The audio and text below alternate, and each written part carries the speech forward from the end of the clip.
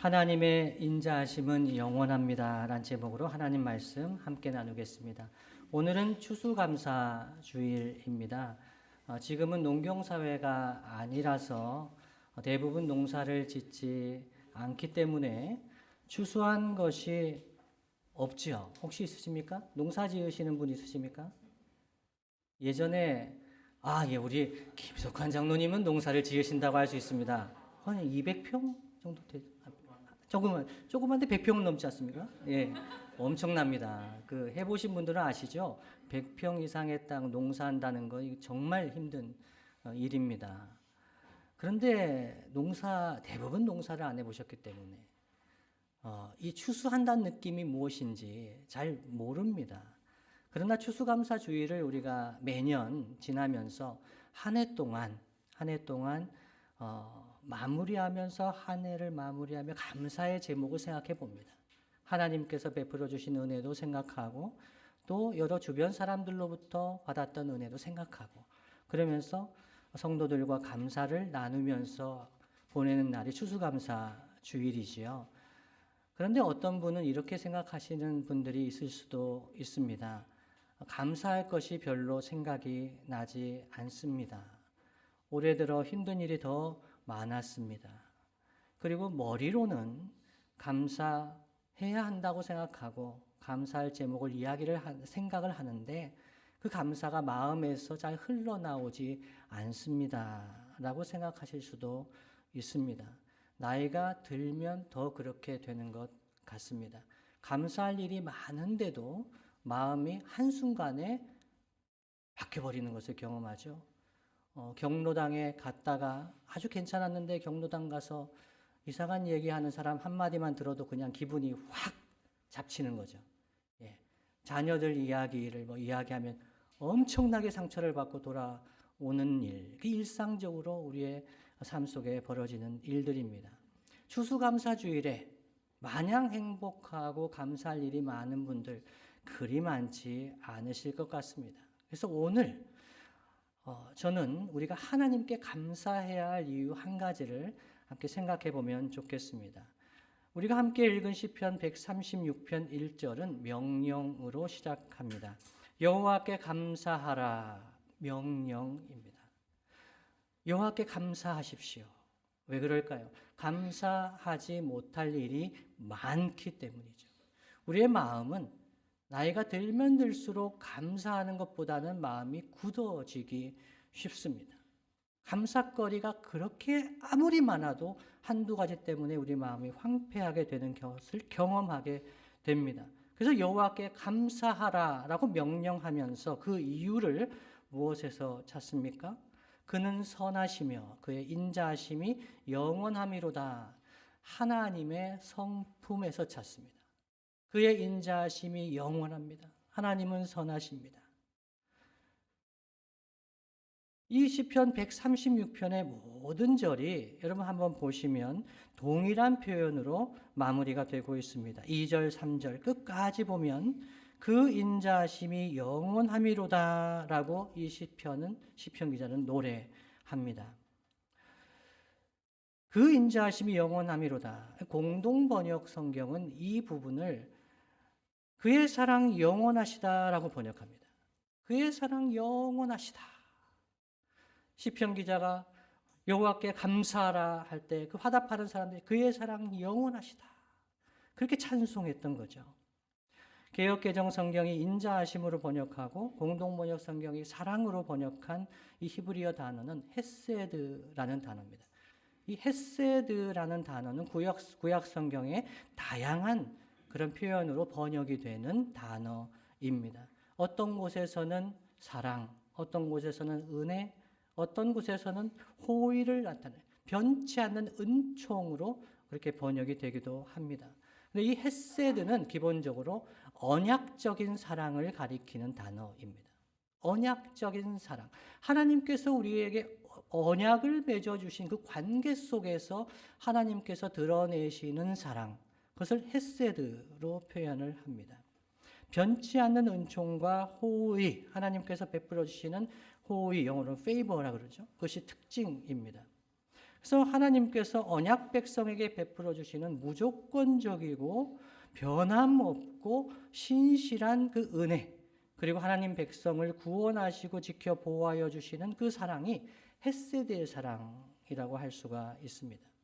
이런 사랑을 받은 사람들의 고백이 성경에 곳곳에 넘쳐납니다. 그 중에서 하나가 우리가 성시교독할 때 읽었던 시편 118편입니다. 시편 118편의 시인도 1절에서 여호와께 감사하라 그는 선하시며 그의 인자하심이 영원함이로다라고 노래합니다.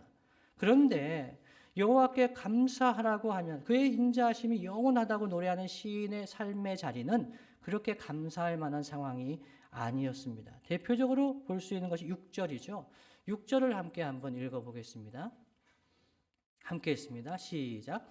여호와는 내 편이시라 내가 두려워하지 아니하리니 사람이 내게 어찌할까. 시인의 고백이죠. 사람들이 두려움을 주는 상황이라는 겁니다. 주변에 둘러싼 많은 어려움, 원수들, 대적하는 사람들 속에서 그때 시인은 여호와께 감사하라. 그는 선하시며 인자하심이 영원함이라. 그의 사랑 영원하시다라고 고백하고 있지만 그의 현실은 사방에 둘러싼 어려움, 원수 같은 사람들, 그가 직면하는 현실이었습니다. 그때 하나님은 언약을 맺으신 그 하나님은 그 백성을 보호하시고 지켜주신다는 것, 그것이 언약의 하나님의 구원하시는 모습이죠. 그래서 하나님께 우리가 감사할 때 하나님의 성품을 기억하며 감사하는 것이 매우 중요합니다. 물론 하나님께서 우리에게 많은 은혜를 베풀어 주십니다. 과거와 현재와 미래 하나님의 도우심과 구원이 있습니다. 그래서 하나님께서 행하신 것, 베풀어 주신 구원을 생각하면서 우리가 감사하는 것도 중요합니다. 그래서 시편 136편의 시인도 한 절 한 절 하나님께 감사하는 이유를 고백합니다. 하나님의 존재, 선하심과 위대하심, 그리고 창조하심과 섭리하심, 그리고 출애굽의 해방을 주시고 역사 속에서 그 백성에게 베풀어 주신 구원을 기억하며 감사합니다. 그리고 현재까지 그 언약을 기억하시고 구원하시고 일용할 양식을 주시며 돌보신 하나님을 기억하면서 고백합니다. 그렇게 감사하는 것도 중요합니다. 그러나 모든 절에서 시편 136편의 모든 절에서 여호와 하나님께 감사해야 할 가장 근본적인 이유를 고백하고 있는데 그것은 하나님의 성품입니다. 그의 사랑, 그의 인자하심, 하나님의 헤세드의 사랑은 변치 않고 영원하기 때문에 그래서 그 여호와 하나님께 감사하라고 시인은 하나님의 명령을 전하고 있습니다. 그래서 성도는 이 하나님의 사랑, 헤세드의 사랑, 변치 않는 사랑을 생각하면 고난의 때에도 어려움의 때에도 역경의 때에도 하나님께 감사할 수가 있습니다. 여러분 그러나 실제로 일이 잘 안 될 때, 고난이 오래 지속될 때 하나님께 감사하는 것은 절대로 쉽지 않습니다. 타인에게 여호와께 감사하라. 그 정도면 감사해. 절대 그런 말 하지 말아야 합니다. 고난과 역경 중에 있는 사람은 그 말이 비수가 되어 꽂힐 수가 있는 거죠. 그래서 어떤 신앙의 선배는 이렇게 말씀한 것을 들었습니다. 성공할 때는 감사하고 실패할 때는 뭐 하라고요? 기도하라고 했습니다. 어려움의 때, 고난의 때에는 기도하고 성공할 때에는 기쁨을 주실 때 잘 될 때는 하나님께 감사하라. 그렇게 이야기를 한 것을 자주 들었습니다. 그러나 하나님의 성품을 믿는 사람은 하나님의 인자하심이 영원히 변하지 않는다는 것을 믿는 사람은 고난과 역경의 때에도 하나님께 감사할 수가 있습니다. 욥이 그랬습니다. 욥이 모든 것을 잃어버렸을 때 욥은 하나님께서 변하셨다고 생각하지 않았습니다. 그의 상황은 변했습니다. 그가 가지고 있는 것은 모든 것을 잃어버렸습니다. 그러나 그는 하나님은 변치 않는다고 믿었습니다. 그래서 욥은 욥기 1장 21절에서 이렇게 노래했습니다. 이르되 내가 모태에서 알몸으로 나왔사온즉 또한 알몸이 그리로 돌아가올지라. 주신 이도 여호와시오 거두신 이도 여호와시오니 여호와의 이름이 찬송을 받으실지니이다 했습니다. 그의 상황은 너무나 충격적인 상황이었습니다. 그가 붙들 수 있는 것이 하나도 없었습니다. 그가 붙들었던 것은 하나님은 변치 않으시다. 내가 알몸으로 왔고 내가 알몸으로 간다. 내게 주신 모든 것이 하나님 은혜로 주신 것이다. 하나님이 가져가신 것이다. 하나님께서 하나님의 뜻을 이루실 것이다. 하나님께 기도할 뿐만 아니라 찬송하면서 나아갔던 것이죠. 그래서 여호와 하나님께 감사할 때 하나님의 성품을 기억하며 감사하는 것이 중요합니다. 그런데 여러분, 하나님의 성품은 크게 보면 두 가지가 있죠. 하나는 사랑이고 또 하나는 무엇이죠? 공의, 정의입니다. 하나님은 사랑의 하나님이시는 동시에 공의의 하나님이십니다. 그렇다면 여러분, 하나님의 인자하심, 하나님의 사랑만이 영원하다라고 할 수 있을까요? 하나님의 정의, 하나님의 공의도 영원하지 않겠습니까? 하나님의 성품은 변치 않지 않습니까? 예를 들어서 우리가 죄를 범하고 잘못하면 벌을 받아야 되는 것이 아니겠습니까? 하나님의 인자하심이 떠날 수도 있습니까? 그러나 하나님의 인자하심, 하나님의 사랑은 영원히 변치 않는다고 성경은 말씀합니다. 하나님의 인자하심이 영원히 변치 않는 것이 어떻게 우리가 이것을 알 수 있을까? 하나님의 사랑이 영원한 것이 드러난 곳이 있습니다. 그것이 우리 주 예수 그리스도의 십자가입니다.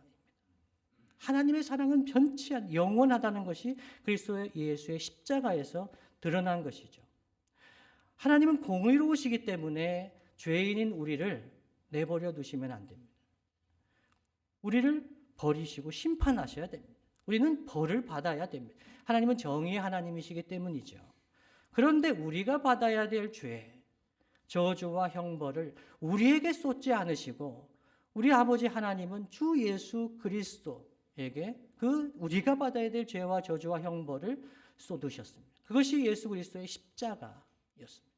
그래서 하나님의 정의, 하나님의 공의가 만족이 되는 것이죠. 그래서 예수 그리스도를 통해서 이루어진 그 의를 우리에게 부어주시는 결과 우리는 하나님의 의롭다 하심을 받았다. 이렇게 이야기를 합니다. 우리 대신에 독생자 예수님께서 십자가 형벌을 받으셨습니다. 그래서 우리 주 예수 그리스도의 십자가를 통해서 하나님의 사랑이 어떠한지를 우리가 알게 된 것입니다. 말로만 듣는 것이 아니라 하나님의 사랑은 영원하셔 라는 것을 책으로만 배우는 것이 아니라 전해 듣는 것이 아니라 우리 하나님이 우리를 사랑하시는 것이 영원하신 것을 무엇을 통해서 우리가 배웠다고요? 예수님의 십자가를 통해서 배웠다. 요한일서 3장 16절 말씀 이렇게 증거합니다. 다 함께 한번 같이 읽어볼까요? 시작. 그가 우리를 위하여 우리도 형제들을 위하여 목숨을 버리는 것이 마땅하니라. 제가 예전에 함께 동역했던 전도사님 중에 한 분이 있었습니다. 그분은 무엇을 얘기해도 예 이런 분이었습니다. 교회에 오자마자 커피를 타서 저한테 딱 대령을 하시더라고요. 제가 전도사님 절대로 제 커피 타지 마세요. 그 시간에 사역을 하셔야지 왜 제 커피를 타고 있어요? 근데 커피를 타고 열심히 뭘 얘기해도 예 하는 분이었어요. 그래서 제본을 할 일이 있었는데 책을 제본을 해야 되는데 전사님 이 제본기 쓸 줄 알아요? 그랬더니 그 전사님 할 수 있습니다. 이렇게 하신 거예요. 그래가지고 제본을 하는데 제가 봐도 저보다 못하는 것 같아요. 그래서 전사님 이 제본기 쓸 줄 알아요? 제가 이 매뉴얼을 열심히 읽었는데 제가 글로 배웠습니다. 글로 배워서 이걸 못합니다. 그런 얘기하시는 거예요. 그래서 자기가 근로장학생이었다고 열심히 분명히 이거 제본할 줄 안다고 일 많이 했다고 도서관에서 근로장학생이었는데 할 수 있다고 해서 맡겼는데 글로 배운 거죠. 사랑도 글로 배우는 사람들이 너무나 많아요. 그리스도 예수의 사랑을 글로 배우는 거예요. 전해 들었어요. 사랑하신대요. 그런데 어떻게 사랑하셨는지 그 가슴이 울리지 않아요. 예수님이 왜 십자가를 지셨지? 그러게 왜 예수님이 십자가에 돌아가셨을까? 이러면 우리가 하나님의 사랑은 영원하시다. 변치 않. 그 말이 어떤 무게를 가지고 있는지 알 수가 없습니다. 그러니까 성경은 그가 우리를 위하여 목숨을 버리셨으니 예수님이 우리를 위하여 목숨을 버리셨으니 우리가 이로써 사랑을 알고라고. 우리가 이로써 사랑을 알고 우리가 드라마를 보고 소설을 읽어서 사랑을 배운 것이 아니라 예수님이 나 같은 죄인을 위해서, 죄와 허물로 죽은 인생, 벌레만도 못한 인생, 나 같은 죄인을 위해서 십자가에서 내가 받아야 될 죄와 저주와 형벌을 대신 받고 후회되지 않으셨을까요, 주님이? 우리를 위해서 죽으시는 것이 절대로 후회하지 않으시고 우리를 살리시기 위해서 십자가 지신 것, 그것을 통해서 사랑을 배운 형제와 자매는 다른 형제를 위해 목숨을 버리는 것이 마땅하다고 그렇게 이야기를 합니다. 그래서 우리가 감사할 수 있는 이유는 단지 올해에 좋은 일이 있었기 때문에, 시험에 합격해서 승진했기 때문에, 손주가 태어났기 때문에, 결혼했기 때문에, 가정에 좋은 일이 있기 때문이 아닙니다. 우리가 하나님께 그런 일이 있어서 감사하는 것이 아니에요. 그런 일이 있으면 감사해야겠죠. 내가 내 덕으로 된 것이 아니라 하나님 은혜인 것을 고백해야겠죠. 그러나 근본적으로 우리가 감사하는 이유, 우리가 영원히 하나님께 감사할 수 있는 이유는 우리가 십자가 사랑을 받았기 때문입니다. 십자가 사랑을 받은 존재, 이것이 첫 번째. 그리고 우리를 사랑하신 그 하나님의 선하심과 인자하심이 어제나 오늘이나 내일도 영원토록 동일하시기 때문에, 변치 않기 때문에 그 하나님을 찬양합니다. 히브리서 13장 8절 말씀 이렇게 증언합니다. 예수 그리스도는 어제나 오늘이나 영원토록 동일하시니라 말씀합니다. 주님이 예전에 십자가 지실 때는 사랑하셨는데 하는 거 보니까 잘못 부른 것 같아. 그래서 후회하시고 내일은 또 벌 주시, 이런 하나님이 아니라 하나님의 인자하심, 그 사랑은 영원히 변치 않는다. 마지막으로 하나님의 인자하심이 영원하심을 믿는 성도는 감사함으로 하나님께 기도할 수 있습니다. 걱정이 되고 근심이 되고 염려가 되고 불안할 때, 오랜 고난이 반복되어 실패가 거듭될 때에도, 지치고 낙심될 때에도 감사함으로 하나님께 기도할 수 있게 됩니다. 빌립보서 4장 6절로 7절 말씀 이렇게 증언합니다. 함께 한번 읽겠습니다. 시작. 아무것도 염려하지 말고 다만 모든 일에 기도와 간구로 너희 구할 것을 감사함으로 하나님께 아뢰라. 또 있죠. 그리하면 모든 지각에 뛰어난 하나님의 평강이 그리스도 예수 안에서 너희 마음과 생각을 지키시리라. 아멘. 아무것도 염려하지 말라고 하시는데, 걱정이 될 때, 염려가 될 때 사실 걱정하지 않는 것도 어렵습니다. 염려하지 않는 것도 어렵습니다. 그런데 어떻게 감사하면서 하나님께 기도할 수가 있을까요? 이것이 마치 잘 이루어 주실 것을 믿고 미리 감사하는 것일까요? 이 문제가 없어질 것을 믿고 미리 감사하는 것일까요?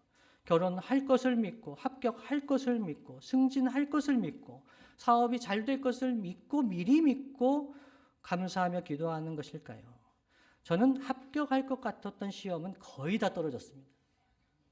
합격할 것 같다, 이 시험. 하나님 감사합니다라고 했던 시험은 거의 다 떨어졌습니다.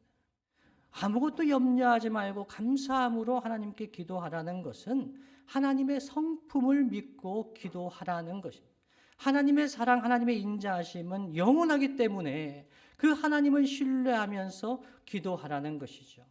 하나님께서, 사랑의 하나님께서 하나님의 때에 하나님의 방법으로 하나님의 뜻을 이루실 것이기 때문에 그 하나님을 신뢰하면서 고난의 때에도 역경의 때에도 하나님을 신뢰하면서 감사하며 기도할 수 있는 것이죠.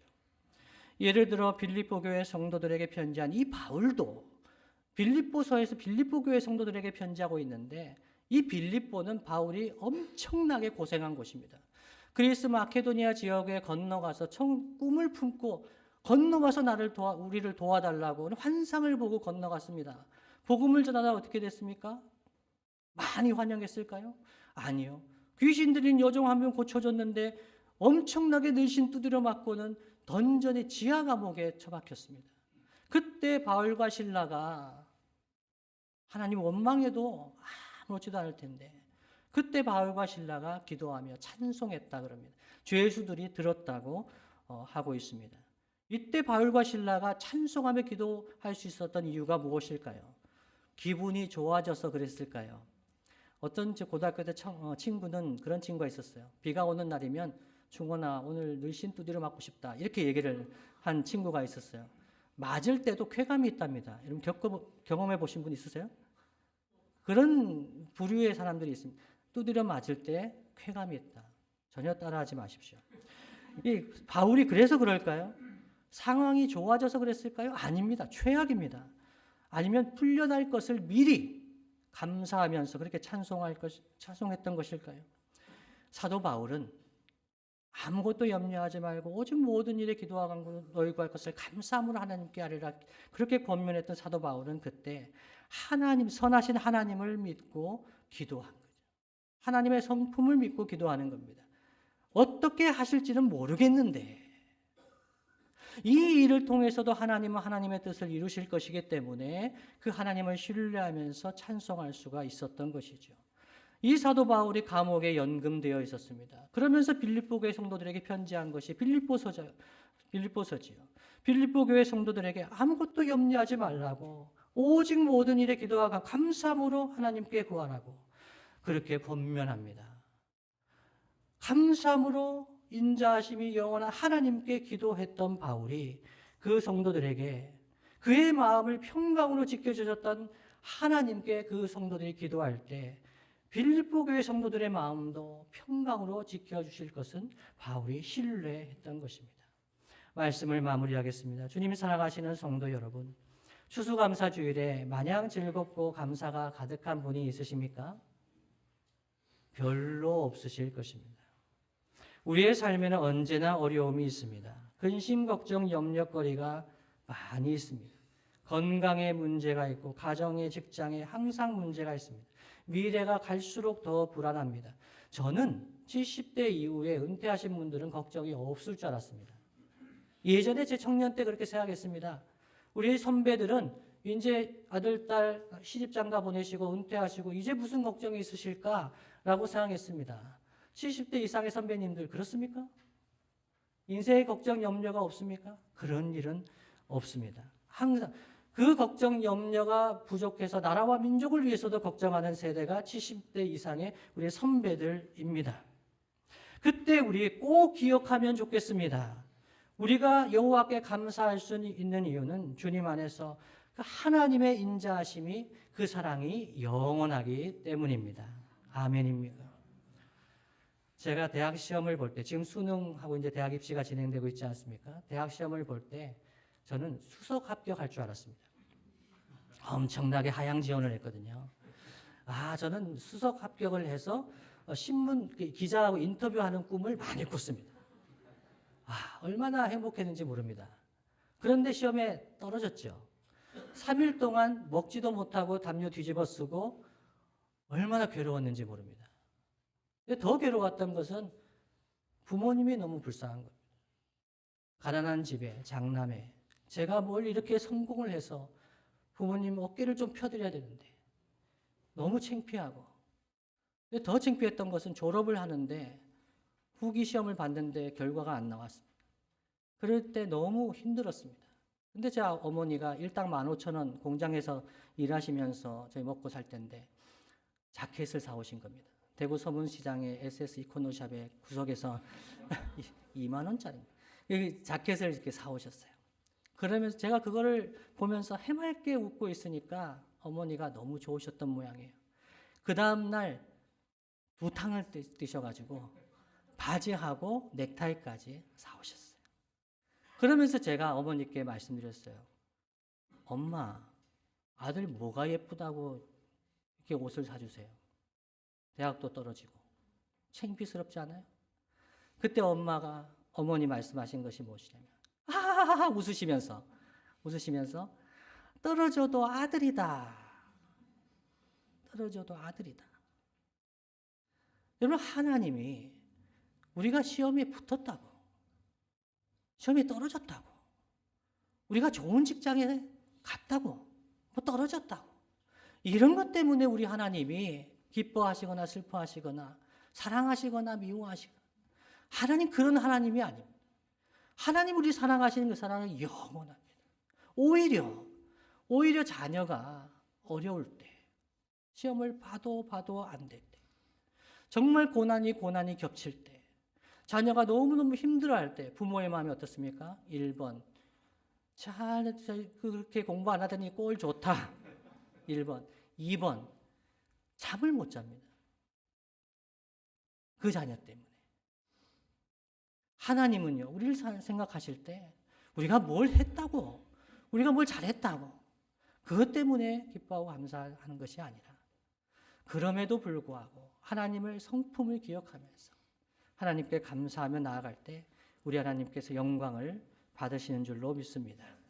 그래서 근심, 걱정, 염려가 우리의 마음에 가득 차오르더라도 그때 우리 마음에 선포해야 됩니다. 여호와께 감사하라. 여호와께 감사하라. 그는 선하시며 그 인자하심이 영원하미로다. 오늘 오후에 추수감사절 찬양축제로 함께 모입니다. 이번에는 연극이 세 팀, 쇼폼 드라마 한 팀, 뮤지컬 한 팀. 저는 이것을 듣고 이건 어떻게 언제 집에 가라는 얘기인가? 어떻게 이렇게 많이 준비를 하셨나? 라는 생각이 들면서 동시에 우리 성도들이 어려운 줄 제가 다 아는데, 고난과 염려가 있는 거 다 아는데 힘써 여호와 하나님께 감사하는구나. 그런 마음을 저만 느낀 것은 아닐 것 같습니다.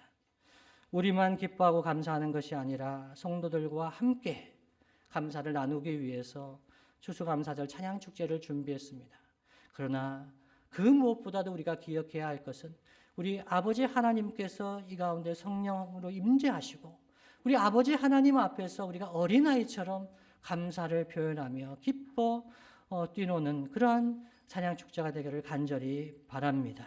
성도 여러분, 오늘 하루만 감사하는 것이 아니라 주님 사랑 안에서 그 사랑 안에 거하며 때로는 괴로울 때도 십자가에 달리신 주 예수 그리스도를 바라보면서 우리의 일평생 감사로 하나님께 기도하며 찬송하는 저와 여러분 되시기를 예수님의 이름으로 축복합니다.